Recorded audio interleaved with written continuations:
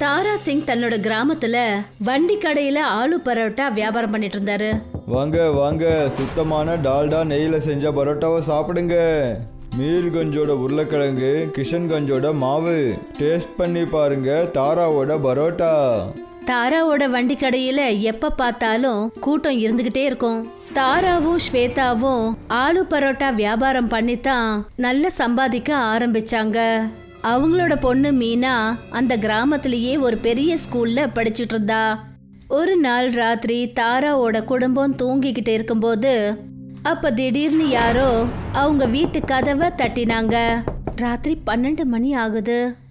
இந்த நேரத்துல யாரா இருக்கும்? நான் இப்போ போய் பார்த்துட்டு வரேன். தாரா கதவை திறந்தாரு. அப்ப அவர் பார்த்தாரு, அவருடைய ஒண்ணு விட்ட தம்பி ஆகாஷ் நின்னுட்டு இருந்தாரு. என்னாச்சு ஆகாஷ், இந்த ராத்திரியில் எதுக்காக வந்திருக்க? தாரா அண்ணன், என்னோட மனைவிக்கு திடீர்னு உடம்பு சரியில்லை. உங்களால் ஒரு 1500 ரூபா கொடுத்து எனக்கு உதவி பண்ண முடியுமா? கண்டிப்பாக. நீ இங்கே ஒரு 5 நிமிஷம் வெயிட் பண்ண, நான் உங்கள் பணத்தை சீக்கிரமாக கொடுத்துருவேன். நீ பணத்தை கொடுக்கறதுலாம் அப்புறம் பார்த்துக்கலாம். முதல்ல உன் மனைவியோட உடல்நிலையை சரியாக்கிறத பாரு. தாராவோட ஒண்ணு விட்ட தம்பி ஆகாஷ் தாராவை பார்த்து ரொம்பவே பொறாமப்படுவாரு. ஆனா உதவிக்காக எப்பவும் அவரை தேடிதான் அவரு வருவாரு. டாக்டரை போய் பார்த்ததுமே ஆகாஷ் தன்னோட கோவத்தை தன்னோட மனைவி மாதிரி மேல காட்டினாரு. இன்னைக்கு உன்னால நான் மறுபடியும் அந்த மோசமான தாரா கிட்ட போக வேண்டியதாயிடுச்சு. நீ மட்டும் நல்லா இருந்தனா நான் மறுபடியும் போய் அந்த தாரா கிட்ட கை நீட்ட வேண்டிய அவசியம் இருந்திருக்காது. நீங்க எதுக்கு தாரா அண்ணாவை பத்தி அப்படியெல்லாம் நினைக்கிறீங்க? அவருக்கு கொஞ்சம் கூட திமிரு கிடையாது. இன்னைக்கு எனக்கு உடம்பு சரியில்லைன்னு உடனே நீங்க இப்படி கத்துறீங்க. இதுக்கு நீங்க அவர்கிட்ட போய் பணம் கேட்டிருக்க வேண்டாம்ல. தாரா அண்ணன் உங்களுக்கு எத்தனையோ தடவை பணம் கொடுத்துருக்காரு. ஆனா நீங்க அவர்கிட்ட வாங்கின பணத்தை இது வரைக்கும் திருப்பி கொடுத்ததே இல்ல. அப்படி இருந்தும் அவர் உங்களை எதுவும் சொல்றது இல்ல. உங்க அண்ணனையும் அண்ணியையும் நீங்க மதிக்க கத்துக்கணும். நீ உன் வாய்க்கு வந்தபடி என்ன வேணா பேசு. அவனோட பணக்காரத்தனத்தை என்கிட்ட காட்டுறான்ல, அதனால என்ன அவமானப்படுத்திட்டு இருக்கான். அவர் பணக்காரர் தான். அவர் பணக்காரத்தனத்தை காட்டுறதா நீங்க நினைச்சிட்டு இருக்கீங்களே, அதுதான் பிரம்ம. நீங்க ஏழையா இருக்கிறதுனால அவர் பணக்காரா இருக்காருன்னு நினைச்சு பொறாமப்படுறீங்க. எதுக்கு நீங்க கஷ்டப்பட்டு ஒரு இடத்துல வேலை செய்ய மாட்டேங்கிறீங்க? அப்படி அந்த கடவுள் விருப்பப்பட்டா நீங்களும் என்னைக்காவது ஒரு நாள் பணக்காரரா ஆவீங்க. ஆகாஷ் எங்க போய் வேலை செஞ்சாலும் சிடு சிடுன்னு இருந்துட்டு இருப்பாரு. மனசார அவர் எந்த ஒரு வேலையும் பார்க்க மாட்டாரு. எந்த இடத்துலயும் ஒரு வருஷத்துக்கு மேல அவர் எந்த வேலையும் செஞ்சது கிடையாது.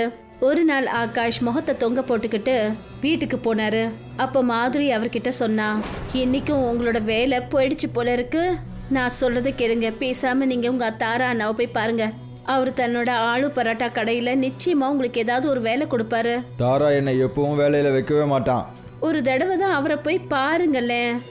ஆகாஷ் தாராவை பார்க்க போனாரு. வா வா ஆகாஷ், ரொம்ப நாள் கழிச்சு பார்க்குறேன். ஒருவேளை உனக்கு பசிச்சதுன்னா ஆலு பரோட்டா தரேன், சாப்பிடு. உன்னோட அண்ணி ரொம்ப பாசமாக செஞ்சிருக்கா. என்னோட வேலை போயிடுச்சு, அதனால நான் வேலை தேடிட்டு இருக்கேன். உங்ககிட்ட எனக்கு ஏதாவது வேலை இருக்குமா? இந்த வண்டி கடையோட வேலையை நானும் ஸ்வேதாவும் சேர்ந்து பார்த்துக்கிறோம். ஒரு வேளை நீயும் எங்கள் கூட சேர்ந்து வேலை பார்க்கணுன்னு ஆசைப்பட்டேன்னா நான் ஒரு வேலை பண்ணுறேன். நான் ஒரு ரெஸ்டாரண்ட் திறந்துடுறேன். ஆமாம், அதுவும் சரிதான். நம்ம கஸ்டமர்ஸ் எல்லாம் இங்கே வந்து நிற்கிறாங்க. அப்படி ரெஸ்டாரண்ட் இருந்ததுன்னா கஸ்டமர்ஸும் நிம்மதியாக உட்காந்து ஆலு பரோட்டா சாப்பிடலாம் இல்லைங்களா? அன்னைக்கு ஆகாஷ் ரொம்ப கோவத்தோட வீட்டுக்கு திரும்பி போனாரு. என்ன ஆச்சு? நீங்கள் ஏன் இவ்வளோ கோவமாக இருக்கீங்க? வேலை எதுவும் கிடைக்கலையா? வேலை கிடைச்சிடுச்சு, ஆனால் என்னால் அந்த தாரா மறுபடியும் பணக்காரனாக போகிறான். நான் அங்கே போன உடனே அவங்க 2 பேரும் சேர்ந்து ரெஸ்டாரண்ட் ஓப்பன் பண்ணுறதுக்கு பிளான் பண்ணிட்டாங்க. இதில் என்னங்க தப்பு இருக்கு? உங்களுக்கும் பணம் கிடைக்கும்ல. நீ எனக்கு சொல்லித்தராத எது சரி எது தப்புன்னு. ஆகாஷ் தாரா கூட வேலை பார்க்க ஆரம்பிச்சாரு. தாரா ஆகாஷ்க்கு தினமும் 500 ரூபாய் பணம் கொடுப்பாரு. ஆனால் ஆகாஷோட பார்வை தாராவோட சம்பாத்தியத்தில் இருந்தது. அவன் மட்டும் எல்லா பணத்தையும் எடுத்துகிட்டு போயிடுறான், ஆனால் எனக்கு தினமும் 500 ரூபாய் தான் கொடுக்குறான். கஷ்டப்பட்டு எல்லா வேலையும் செய்யறது நான், ஆனால் குலோப் ஜாமுன் சாப்பிட்றது அவங்க. ஏதாவது ஒன்று பண்ணியே ஆகணும். தாராவோட ரெஸ்டாரண்ட்டுக்கு மங்கள் சிங்னு பேர் கொண்ட சுத்த சைவமான ஒரு கஸ்டமர் வந்தாரு. அவர் தாராவோட பழைய கஸ்டமர். வாங்க வாங்க மங்கள் அண்ணன், உட்காருங்க. நான் உங்களுக்கு உடனே பரோட்டா கொண்டு வர சொல்கிறேன். அட ஆகாஷ், சீக்கிரமாக மங்கள் அண்ணனுக்கு பிளேட் கொண்டு வா. ஆகாஷ் யாருக்கும் தெரியாம மங்கள் சிங்கோட பரோட்டால கொஞ்சம் நான்வெஜ் பீஸை போட்டுட்டாரு. மங்கள் அந்த பரோட்டாவை சாப்பிட்டதும் அவருக்கு தெரிஞ்சு போயிடுச்சு, அதாவது அந்த பரோட்டால நான்வெஜ் இருக்குன்னு. மங்கள் சிங் துடிச்சு எழுந்தாரு. இந்த ஆலு பரோட்டால நான்வெஜ் எப்படி வந்துச்சு?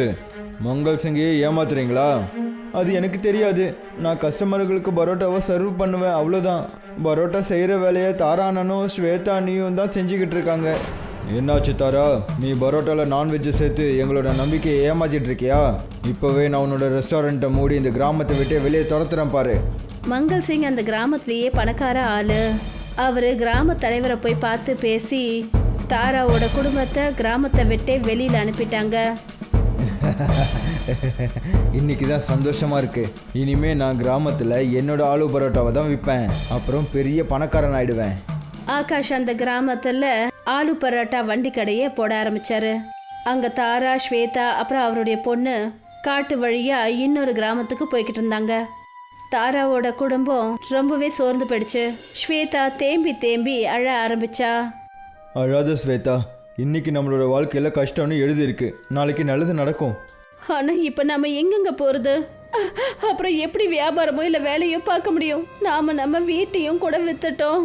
நம்ம முன்னாடி நடந்து போய்கிட்டே இருக்கணும். அடுத்து கிராமம் வர வரைக்கும் நடந்து போயே தான் ஆகணும். தாராவோட குடும்பம் காட்டுல வழி தடுமாறிட்டாங்க. இந்த காடு முடிகிற மாதிரியே தெரியலையேங்க. அநேகமா நம்ம வழி தடுமாறிட்டோம் போல இருக்கு. திடீர்னு அவங்களுக்கு தண்ணி ஓடுற சத்தம் கேட்டது. 3 பேரும் அந்த தண்ணியோட சத்தத்தை நோக்கி ஒரு நதி கிட்ட போய் சேர்ந்தாங்க. அவங்க பார்த்தபோது அந்த நதியில ஆலு பரோட்டா மிதந்துக்கிட்டு இருந்தது. தாரா அந்த நதியோட தண்ணியை குடிச்சாரு. அப்புறம் அந்த பரோட்டாவை சாப்பிட்டு பார்த்தாரு. இது பெரிய அற்புதம் தான். நதியோட தண்ணி சில்லுன்னு இருக்கு, ஆனா பரோட்டா சூடா இருக்கு. இந்த இடத்துல எந்த ஒரு மனுஷங்களையும் காணுமே. அப்படின்னா முதல்ல இந்த நதியை கண்டுபிடிச்சது நாம தான் போல இருக்கு.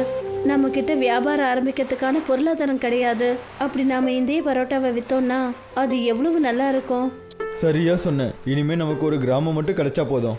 பல கிலோமீட்டர் தூரம் போனதுக்கு அப்புறம் அவங்க பேசன்பூர்னு ஒரு கிராமத்துக்கு போய் சேர்ந்துட்டாங்க. ஆரம்பத்துல அவங்க ஒரு குடிசையில தான் இருந்தாங்க. தாரா தினமும் ராத்திரியில அந்த பரோட்டா நதிக்கு போயிடுவாரு. அப்புறம் அங்கிருந்து நிறைய பரோட்டாவை கொண்டு வருவாரு. அப்புறம் அதை அவரு கிராமத்துல வியாபாரம் பண்ணாரு. நதி பரோட்டாவோட அற்புதம் என்னன்னா அது கெட்டே போகாம இருக்கும். மெல்ல மெல்ல தாராவோட பொருளாதார நிலைமை சரியாயிடுச்சு. அப்புறம் அவரு ஒரு வீட்டை வாங்கினாரு. இப்ப அங்க ஆகாஷும் ஏழையா இல்ல. அவர் அங்க பரோட்டா வித்து வித்து ஒரு மோட்டார் சைக்கிளை வாங்கினாரு. இன்னைக்கு கிராமத்தில் ஒரு ஆள் என்கிட்ட சொன்னாரு, தாராவும் ஸ்வேதாவும் பேசன்பூர் கிராமத்தில் இருக்காங்களாம். நாளைக்கு அவங்கள பார்க்கறதுக்கு போகிறேன். அப்புறம் அந்த ஏழைங்களுக்கு என்னோட புது மோட்டார் சைக்கிளை காமிச்சிட்டு வர போகிறேன்.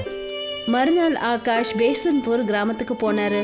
அவர் அங்கே ஒரு ஆளுக்கிட்ட கேட்டாரு, இங்கே பாருங்கண்ணே, இங்கே தாராவோட வீடு எங்கே இருக்கு? அந்த ஆலு பரோட்டா தாராவோட வீடு பக்கத்தில் தான் இருக்கு. ஆகாஷ் அங்க தாரா ஒரு பெரிய வீட்டில் இருக்கிறத கவனிச்சாரு. அவருடைய ஆர்வம் எல்லாம் அப்படியே குறைஞ்சு போச்சு. அவர் தாராவோட வீட்டுக்கு போனாரு. அட ஆகாஷ், இவ்வளோ வருஷம் கழிச்சு எங்களை பார்க்க வந்திருக்க. நாங்கள் உனக்காக எவ்வளோ நாள் காத்துட்டு இருந்தோம் தெரியுமா? அப்புறம் சொல்லு, வீட்டில் எல்லாரும் சந்தோஷமா இருக்கீங்களா? நான் எல்லாம் ஓகே தான். தாரான்னு நீங்கள் இவ்வளோ சீக்கிரமாக எப்படி பணக்காரரா நீங்கள்? நீ எங்கள் வீட்டில் ஒருத்தன்றதுனால உங்ககிட்ட சொல்லலான்னு நினைக்கிறேன். அது எங்களுக்கு ஒரு ஆலு பரோட்டாவோட நதி கிடச்சிருக்கு. அந்த நதியிலேருந்து நான் இந்த கிராமத்துக்கு பரோட்டாக்களை கொண்டு வரேன். அப்புறம் கிராமத்தில் 4 ரெஸ்டாரண்ட் ஓப்பன் பண்ணியிருக்கேன். அதில் தான் அந்த பரோட்டாக்களை விற்கிறேன். நீங்கள் அந்த நதியை எனக்கும் காட்ட முடியுமா? கண்டிப்பா, என் கூட வா. தாரா ஆகாஷ அந்த பரோட்டா நதிக்கு கூட்டிட்டு போனாரு. இது உண்மையாகவே அற்புதம் தான். அதில் முக்கியமான விஷயம் என்னன்னா, இந்த நதியிலேருந்து கிடைக்கிற பரோட்டாவை எவ்வளோ நாள் வச்சிருந்தாலும் அது கெடவே மாட்டேங்குது. உனக்கும் வேணும்னா நீயும் இந்த நதியிலேருந்து பரோட்டாக்களை கொண்டு போய் உன்னோட கிராமத்தில் விற்கலாம். ஆகாஷ் தன்னோட வீட்டுக்கு திரும்பி வந்தாரு. என்ன ஆச்சு? நீங்க ஏன் இவ்வளோ கோவமா இருக்கீங்க? தாரா அண்ணாவை உங்களால பார்க்க முடியலையா? நீ வாயை மூடு, என்னை குழப்பிட்டு இருக்காத. தாராவுக்கு மாய ஆலு பரோட்டா நதி கிடச்சிருக்கு. ஆனால் நான் இங்கே கஷ்டப்பட்டு பைத்தியம் மாதிரி உழைச்சிட்டு இவ்வளவோ கஷ்டப்பட்டு கொஞ்சமாக ப்ராஃபிட் பார்க்குறேன். ஆனால் அங்கே தாரா ஒரு கஷ்டமும் பட மாட்டேங்கிறான். எந்த ஒரு முதலீடும் போடாமல் அவனுக்கு நிறைய ப்ராஃபிட் கிடச்சிக்கிட்டு இருக்கு. அதனால அவன் இப்போ என்னை விட பெரிய பணக்காரனாக மாறிட்டான். தாரா அண்ணனை பார்த்து பொறாமப்பட வேண்டிய அவசியமே இல்லை. நீங்களும் அந்த நதியிலேருந்து பரோட்டா கொண்டு வரலாம்ல. தாரா அண்ணன் அங்கேருந்து பரோட்டா எடுக்கக்கூடாதுன்னு உங்ககிட்ட சொன்னாரா என்ன? இல்லை, அவர் எடுக்கக்கூடாதுன்னு சொல்லலை.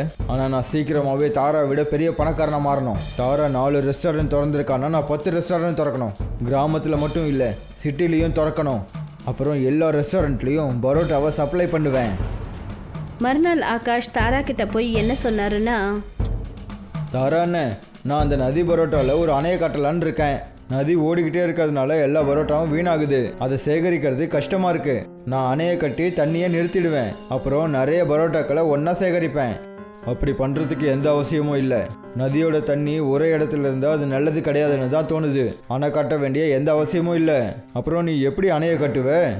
நான் தனியாகவே அந்த அணையை கட்டிடுவேன். ஆகாஷ் தாரா சொன்னதை எதையுமே கேட்கல.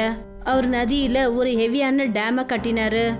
ஆகாஷ் பராட்டாவை சேகரிக்க ஆரம்பிச்சாரு. ஒரு நாள் ஆகாஷ் நதியில இருந்து பராட்டாவை எடுத்துட்டு இருந்த போது அங்க இருந்த டேம்ல அதிகமான தண்ணீர் சேர்ந்ததுனால டேம் உடைஞ்சிருச்சு. அப்புறம் ஆகாஷ் நதியில அடிச்சுக்கிட்டு போயிட்டாரு. அதுக்கப்புறம் அவரை பத்தின எந்த விவரமும் தெரியல. இதுக்கு தான் சொல்லுவாங்க, ஒரு மனுஷனுக்கு கொஞ்சம் கிடைச்சாலே அவன் சந்தோஷப்படணும். அதிகமா பேராசைப்பட்டோன்னா அது நல்லதுக்கு கிடையாது.